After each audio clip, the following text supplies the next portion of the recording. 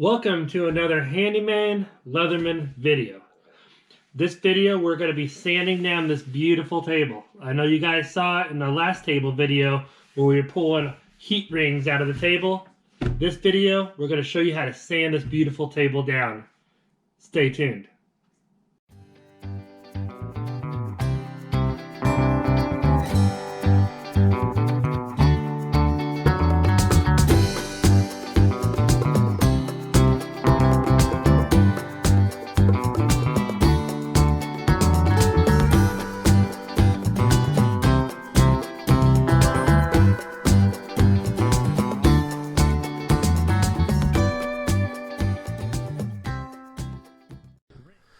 In my last video, I showed how I was going to sand this table, but there was some heat rings from putting hot things on lacquer tables. But look at those scratches. You can see how damaged this table is. It has gone through a lot of abuse with many raising a family and kids, all the dings and scratches. There's even a few warped places. So we needed to sand this table down. So I pulled out the wife sander and just started going crazy. I love Diablo sandpaper. The 80 grit works really good. So I just started sanding like a madman. As you could tell, look how fast I'm going. Boy, I should be done with this table in just a few seconds flat. But I needed a break. So went and got me a little bit of, bourbon. Because it's good to grow hair in your chest. At least that's what I hear. So then I started sanding again. And sanding and sanding. It just was taking forever. I was like, man, I'm going to be here for 2 or 3 days. So, went and pulled out the heavy artillery. My DeWalt sander. This is the one I keep for work. Figured I'd pull it out. See if this would help any better.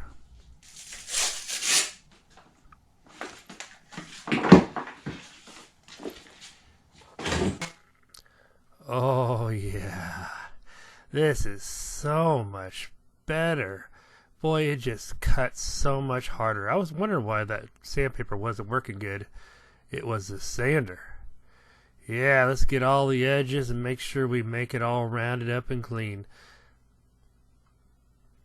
Got to get all the little nicks and crannies.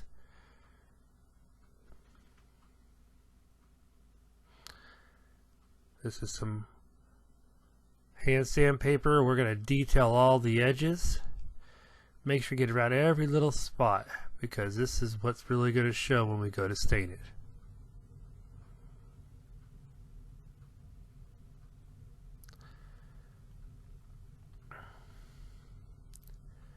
Oh yeah, that looks really nice.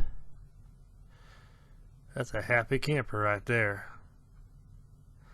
Now we're going to get some sandpaper and go with the grain now. We want to pull out any of those little burrs that the palm sander puts in there. Go with the grain with a fine piece of sandpaper. And then blow off the dust all over the shop. That's okay, I'll clean it up later. Now stain. I think I chose like an early American. I experimented with 2 or 3 different ones, tried to find exactly what I was looking for. It turned out to be really nice. I wanted it dark enough, as you could tell those oak chairs next to it are the chairs that go to the table. Gonna get all the edges and really rub it in there. Notice how I'm wearing a glove. Sometimes I don't wear gloves, but it takes a couple days to wear off. I decided to go ahead and wear gloves and get this stained.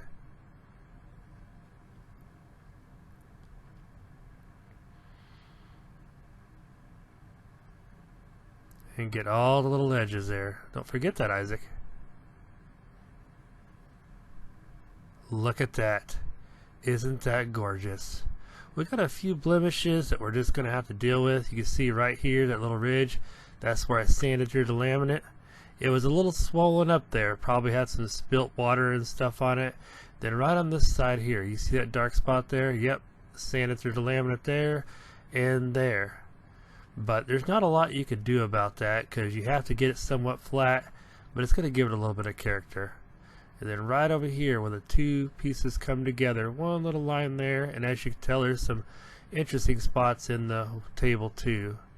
But we got all the edges stained. Now we just got to let it dry so we can clear coat it.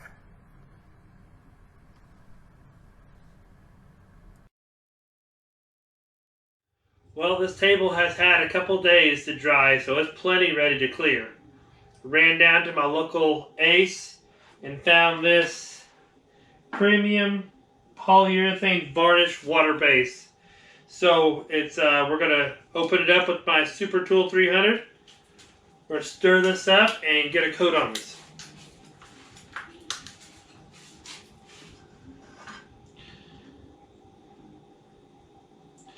Yep, that's why we stir it up.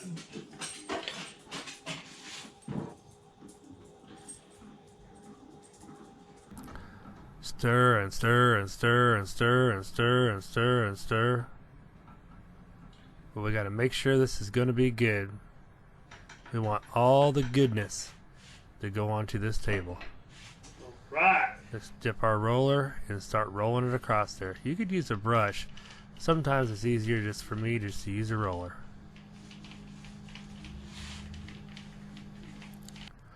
There we go. Roll like the wind.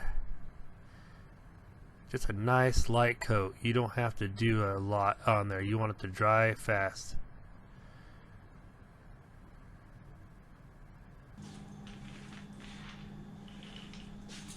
We're going to let this set for a couple of hours. I'm going to come in here and light sand it, knock any burrs off of it.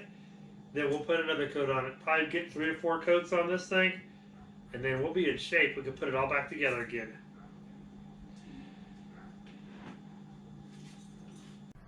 I decided to put one more good coat on it before I scuffed it down. It doesn't hurt. Just get it all nice and coated out really good. That way we can make sure it's nice and thick, so when I scuff it I don't mess up anything.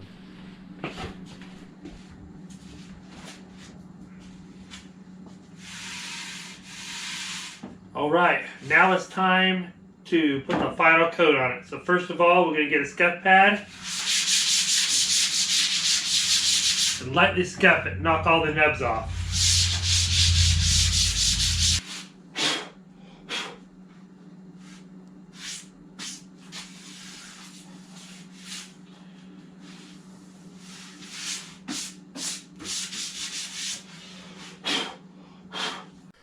And here's the third coat. Just like the other two, nice light coverage.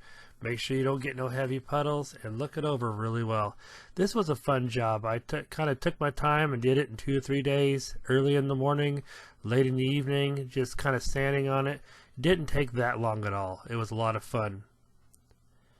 And there you have it. Look at that gorgeous table. It looks really nice sitting in my kitchen.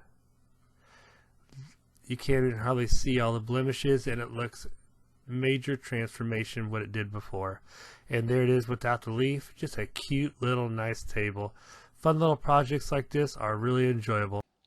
Thanks for following with this video. It was a lot of fun making that look better. Now the wife wants me to sand down our dining room table. We've got a solid oak one. So this was my stepdaughter's table. I was just trying to get it ready for resale, but I guess I got another table to sand now. But thank you guys for following. It's been a lot of fun. I love working with wood, and I love making things look really bad look really good. So if you haven't subscribed, subscribe so you don't miss any of the things that are going on. And thank you for following, and everybody stay safe out there. Stay out of trouble.